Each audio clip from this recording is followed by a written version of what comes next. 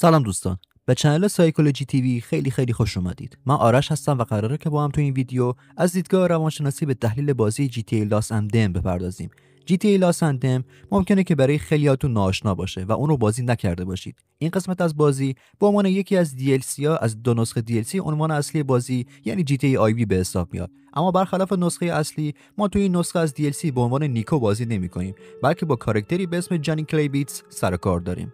گیم پلی این DLC کلاً 6.5 تا 8 ساعت هستش، اما تو همین مدت زمان داستانی بسیار جالب با فضای خاکستری رنگ بر ما روایت میشه. بحث اصلی ما بر سر یک بعد مهم از داستان و شخصیت جانی کلیبیتس هستش.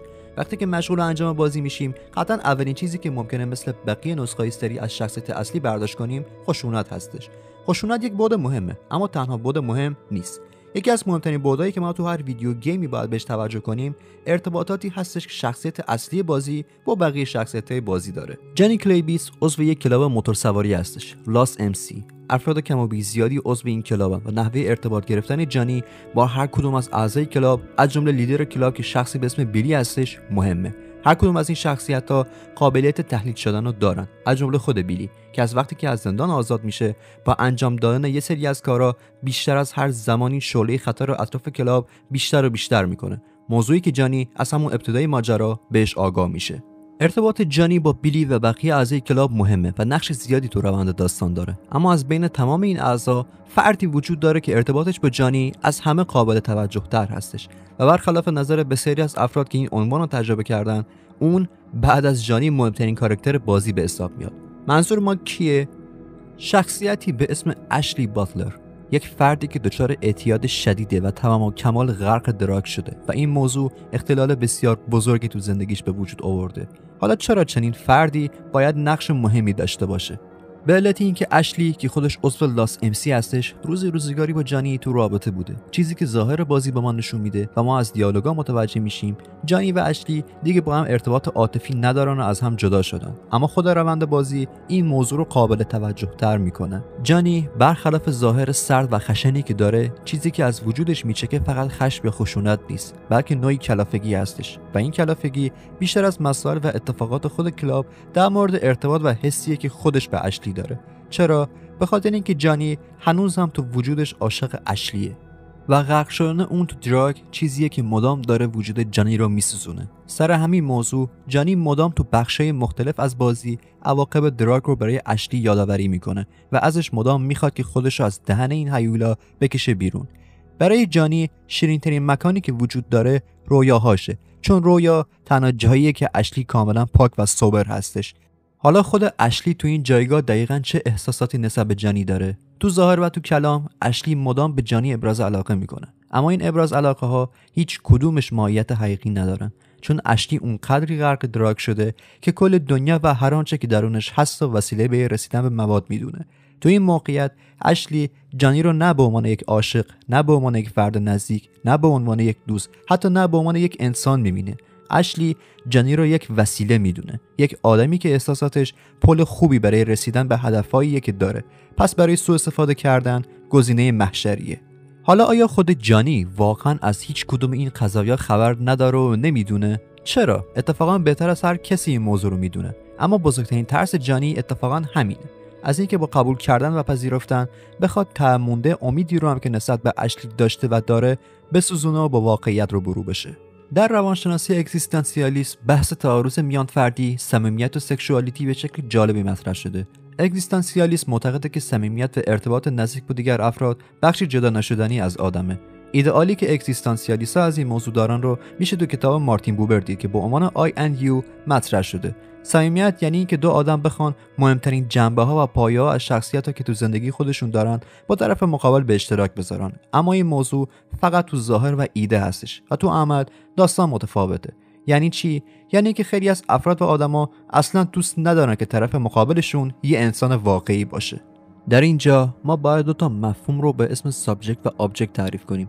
تعریف و توضیح آبجکت و سابجکت خیلی گسترده است، اما من سعی میکنم که اون رو به شکل خلاصه براتون توضیح بدم. این مفاهیم تو روانشناسی اگزیستانسیالیسم به صورت وجودی و فلسفی بررسی میشن و بیشتراً به رابطه‌ای که فرد با خودش داره یا ارتباطی که با بقیه افراد و دنیا برقرار میکنه معنا پیدا میکنن. سابجکت در روانشناسی اگزیستانسیال به شخص تجربه کننده و فردی که دارای آگاهی هستش اشاره داره. فردی که دچار تجربه میشه، حس و احساسات داره، حق انتخاب بین گزینه‌های زندگی و توانایی ساخت معنا رو داره. موجودی که دارای آزادیه یا به نوعی محکوم به آزادیه و تو این آزادی باید مسئولیت یک به یک انتخاب‌هاش رو بپذیره. آبجکت چیه؟ آبجکت تو روانشناسی اگزیستانسیال به موضوع یا چیزی اشاره داره که بر روی اون تجربه یا عملی انجام میشه، یعنی اون چی که مورد استفاده و کنترل قرار میگیره. تو روانشناسی اگزیستانسیال زمانی که یک انسان تبدیل به یک آبجکت میشه، دیگه اون آگاهی و آزادی که فرد داره کاملا نادیده گرفته میشه. یعنی چی؟ یعنی که انسان در اینجا تبدیل به یک وسیله یا ابزار میشه، یا به نوعی افراد رو صرفاً بر اساس کارکردی که اونا برای ما میتونن داشته باشن میبینیم. به عنوان مثال شما فردی رو میشناسید اما آگاهی، اراده و درک طرف مقابل رو کاملا نادیده میگیرید و تنها نگاهی که بهش دارید اینه که اون آدم چطوری به کارتون میاد و چه کمکی میتونه بهتون بکنه. طبق نظر خود مارتین بوبرم شما میتونید که یک رابطه میان فردی داشته باشید که این رابطه از نوع I it باشه که تو این رابطه فرد مقابل به شکل یک آبجکت دیده میشه. یعنی اینکه اون فرد برای شما هیچ فرقی با کتاب یا کامپیوتر نداشته باشه. چرا؟ چون که اون فرد یک وسیله برای رسیدن به یک هدفه. چنین رابطه‌ای با IU خیلی فرق میکنه که تو اون شما با یک انسان به طور کامل تو رابطه هستید، یک ارتباط متقابل. رابطه شما دو نفر از نوع رسیدن به هدف نیست، بلکه خود هدفه. حالا اگه بخوایم از این جهت به رابطه بین اشلی و جانی نگاه کنیم، موضوع به چه شکل میشه؟ اشلی یک فردیه که دچار اعتیاد شدیده، مدام خودش توی باطلاق و موقعیت خطرناک میندازه. اکثر اوقات به عواقب کارهایی که داره انجام میده اصلا فکر نمیکنه و فقط دردسر درست میکنه. از نگاه اگزیستانسیال برای اشلی جانی یک آبجکت هستش. اون هر وقت که به پول احتیاج داشته باشه، هر وقت که توی موقعیت خطرناک گیر کنه و هر وقت که چیزی بخواد فقط به جانی تکیه میکنه.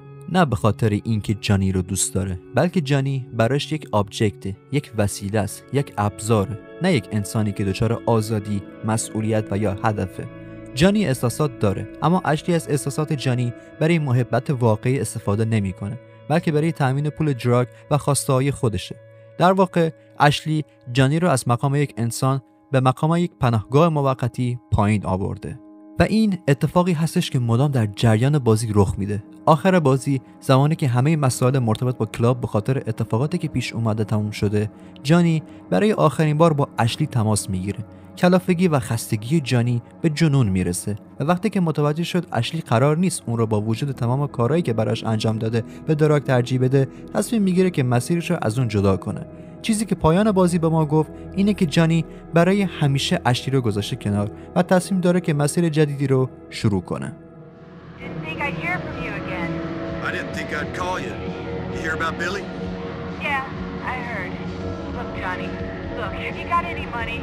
I need $40. I need it real bad, baby.